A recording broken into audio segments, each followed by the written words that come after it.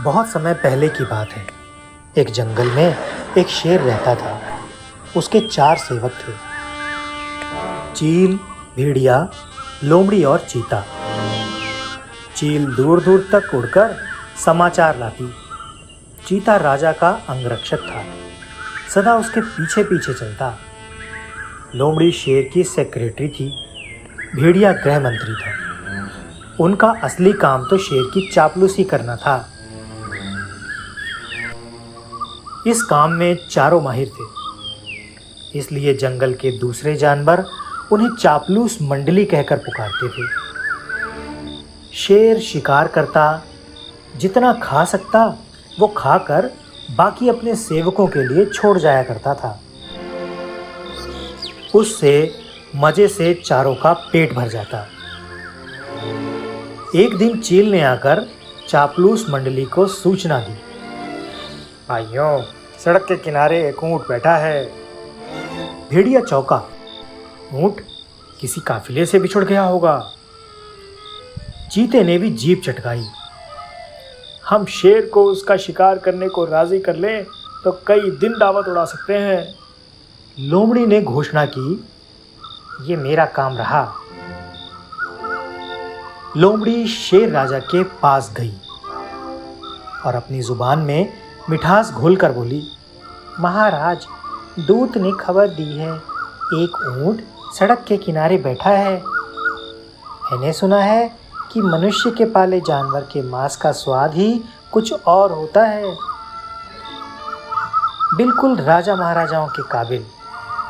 आप आज्ञा दें तो आपके शिकार का ऐलान कर दूं।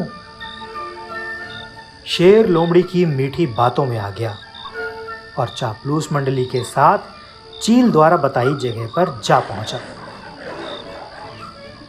वहां एक कमजोर सा ऊंट सड़क के किनारे निढाल बैठा था। उसकी आंखें पीली पड़ चुकी थीं। उसकी हालत देखकर शेर ने पूछा, क्यों भाई, तुम्हारी ये हालत कैसे हुई?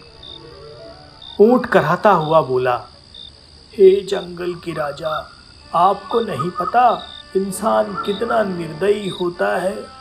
मैं एक ऊँटों के काफिले में एक व्यापार का माल ढो रहा था। रास्ते में मैं बीमार पड़ गया।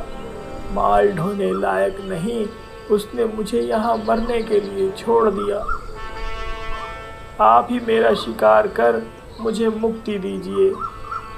ऊँट की कहानी सुनकर शेर को दुख हुआ। अचानक उसके दिल में राजाओं जैसी उदारता दिखाने की जोरदार इच्छा हुई। शेर ने कहा, ऊंट, तुम्हें कोई जंगली जानवर नहीं मारेगा। मैं तुम्हें अभय देता हूँ। तुम हमारे साथ चलोगे और उसके बाद हमारे साथ ही रहोगे। चापलूस मंडली के चेहरे लटक गए। भेड़िया फुसफुसाया, ठीक है, हम बाद में इसे मरवाने की कोई तरकीब निकाल लेंगे। फिलहाल शेर का आदेश मानने में ही भलाई है। इस प्रकार ऊंट उनके साथ जंगल में आया। कुछ ही दिनों में हरी घास खाने व आराम करने से वो स्वस्थ हो गया। शेर राजा के प्रति वो ऊंट बहुत कृतज्ञ हुआ। शेर को भी ऊंट का निस्वार्थ प्रेम और भोलापन भाने लगा। ऊंट के तगड़ा होने पर शेर की शाही सवारी ऊंट के ही आग्रह पर उसकी पीठ पर निकलने लगी। वो चारों को पीठ पर बिठाकर चलता। एक दिन चापलूस मंडली के आग्रह पर शेर ने हाथी पर हमला कर दिया। दुर्भाग्य से हाथी पागल निकला। शेर को उसने सूंड से उठाकर पटक दिया। शेर उठकर बच निकलने में सफल हो गया, परंतु उसे चोटें बहुत लगी। शेर लाचार होकर बैठ गया। शिकार कौन करता? कई दिन न शेर ने कुछ खाया न सेवकों ने। कितने दिन भूखे रहा जा सकता था?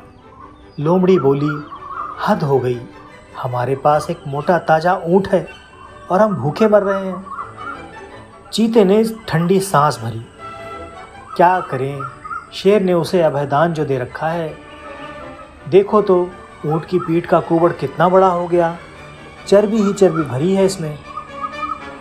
भेड़िए के मुंह से लार टपकने लगी। ऊंट को मरवाने का यही मौका है, दिमाग लड़ाकर कोई तरकीब सोचो। लोमड़ी ने धूर्त स्वर में सूचना दी, तरकीब तो मैंने सोच रखी है, हमें एक नाटक करना होगा।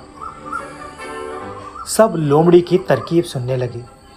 योजना के अनुसार चापलूस मंडली शेर के पास गई। सबसे पहले चील बोली, महाराज, आपको भूखे पेट रहकर मरना मुझसे देखा नहीं जाता, आप मुझे खाकर अपनी भूख मिटाइए। लोमड़ी ने उसे धक्का दिया, चल हट, तेरा मांस तो महाराज के दांतों में फंसकर रह जाएगा। महाराज, आप मुझे खाइए। भेड़िया बीच में कूदा, तेरे शरीर में तो बालों के सिवा है ही क्या, महाराज मुझे अपना भोजन बनाइए। अब चीते की बारी थी।